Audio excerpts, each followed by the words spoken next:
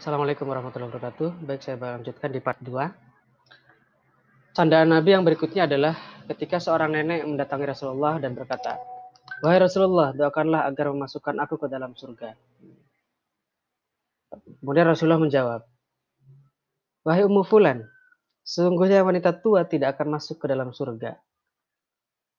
Maka perempuan itu berpaling dan menangis pulang ke rumah ya. Rasulullah kemudian bersabda, beritahu ia tidak akan masuk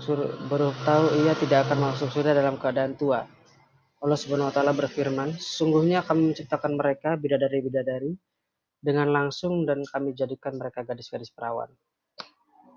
Jadi, niatnya bercanda kepada wanita tua ya, bahwa tidak ada wanita tua yang masuk surga itu, Nek. Tapi sebelum kemudian dijelaskan lebih lanjut oleh Nabi, wanita tua itu berpaling dan menangis, merasa bahwa dia tidak akan masuk surga. Tapi kemudian beliau menyuruh sahabatnya untuk memberitahu bahwa maksud dari perkataannya adalah nenek-nenek itu akan menjadi gadis-gadis perawan kembali ketika di dalam surga, dimudahkan kembali, intinya seperti itu. Ya. Kemudian sebenarnya singkat sekali ya, termasuk singkat di bab 3 ini. Intinya adalah tentang kejujuran, dalil-dalilnya ada hadis, ada Al-Quran, kemudian ada 3 macam kejujuran, jujur dalam perkataan, jujur dalam niat, jujur dalam perkataan dan perbuatan. Kemudian ada 11 perilaku mulia yang bisa kalian terapkan dalam kehidupan sehari-hari di lingkungan keluarga, sekolah maupun masyarakat. Yang pertama, meminta izin atau berpamitan kepada orang tua ketika akan pergi kemanapun. Ini ya, izin, pamit kepada orang tua dan kemanapun, biar tidak khawatir atau jelas tujuannya kemana. 2. Tidak meminta sesuatu di luar kemampuan kedua orang tua. Ketika kalian tahu bahwa orang tua itu tidak mampu, maka jangan minta yang aneh-aneh. Tidak sanggup beli motor, kemudian kalian minta beli motor. Itu sama seperti kalian tidak jujur pada diri sendiri, tidak jujur kepada orang tua bahwa keadaan kamu itu di luar kemampuan. Jadi keinginan kamu itu di luar kemampuan. Ya, jadi jangan sampai melakukan ini. Nomor 3, mengembalikan uang sisa belanja meskipun kedua orang tua tidak mengetahuinya. Nah, belikan gula 1 kilo. Misalkan gula 1 kilo harganya 20.000 misalkan. Ternyata setelah nyampe dikasih uang 20.000, setelah nyampe ke tokonya ternyata harganya lagi turun 15.000. Sisa 5.000. Orang tua kan tahunya memang harganya 20.000. Nah, meskipun orang tua tidak tahu, maka kembalikan uang 5.000 itu sebagai bentuk kejujuran. Insya Allah rezeki nggak akan kemana lah. Dengan cara jujur akan lebih baik. Bisa jadi nanti yang uang 5.000 ya udah ambil aja buat kamu. Itu. Daripada mendapatkan dengan cara tidak jujur ya. Yang keempat, melaporkan prestasi hasil belajar kepada orang tua meskipun dengan nilai yang kurang memuaskan. Ini memang berat ya, biasanya takut atau apalah, atau ceramah dan lain sebagainya ketika nilainya kurang memuaskan. Tapi tetap laporkan dengan jujur. Karena suatu saat juga akan ada laporan dari wali kelas, dari guru, melalui rapot. Pasti akan ketahuan.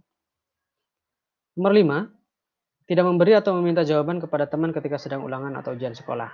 Besok ini ketika kita mau UTS, ketika sudah mempelajari bab 3, maka tidak ada lagi contek-mencontek ya. 6, mengatakan dengan sejujurnya alasan keterlambatan datang atau ketidakhadiran sekolah. Kemarin kemana gak masuk?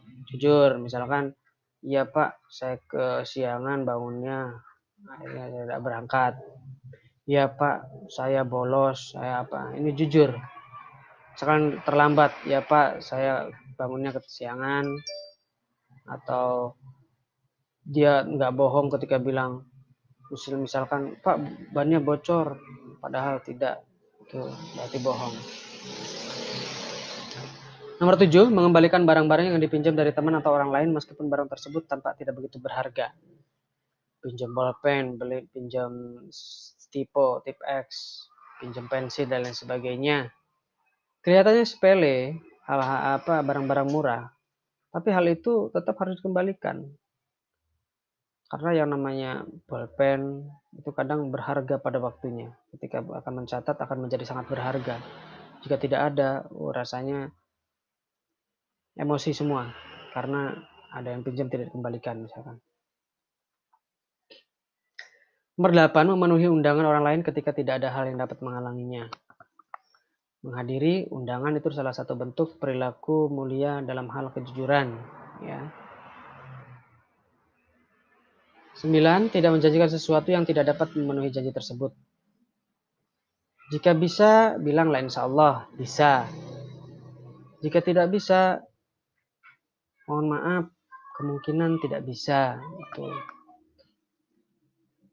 yang pasti-pasti saja. 10, mengembalikan barang yang ditemukan kepada pemiliknya atau melalui pihak yang bertanggung jawab. Nemu dompet, nemu apapun di jalan, misalkan ada identitasnya, maka dicarikan pemiliknya atau melalui lokasi di daerah sekitar situ yang bisa kita titipi. Misalkan pos satpam, misalkan kantor, sekolah, dan sebagainya. Terakhir, membayar sesuatu sesuai dengan harga yang disepakati. Misalkan sudah nego harga HP, harganya 1 juta. Setelah deal, ternyata nyari-nyari alasan dan kemudian minta dinego lagi menjadi 800.000. Nah, itu berarti tidak jujur. Sudah ada kata sepakat tapi kemudian merubah kesepakatan. Itu juga tidak boleh. Baik, sampai di sini bab 3. Jika ada pertanyaan bisa ditanyakan di Teams. Kalian literasi, baca-baca sendiri yang tadi tidak sempat dibaca.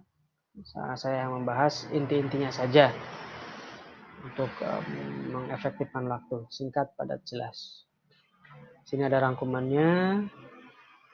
Ini saya garis bawahi ya.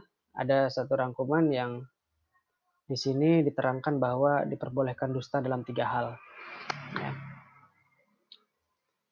Yang nomor 5 ini ya, perlu dicatat. Yaitu pertama, ketika seorang istri memuji suaminya atau sebaliknya. Memuji bagaimana penampilanku padahal sudah umur 70 tahun misalkan. Nah, kita tetap memujinya.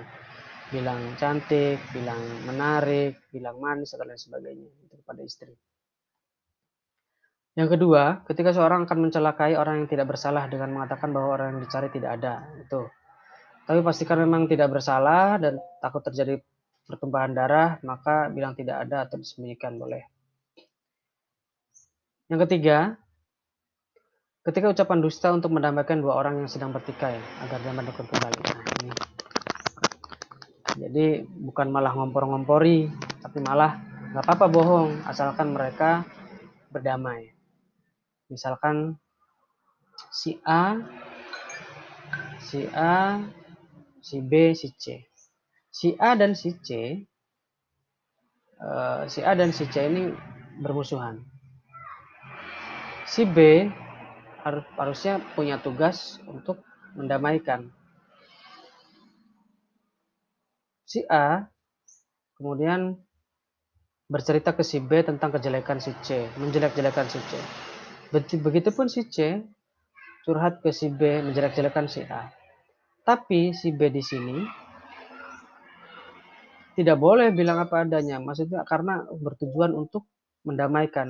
Berceritalah ke si A dan ke si C bahwa masing-masing keduanya adalah saling membaik-baikan, tidak pernah menjelek-jelekan, sehingga suatu saat si A dan si C akan berdamai. Itu boleh ya. Tuh. Baik, sampai di sini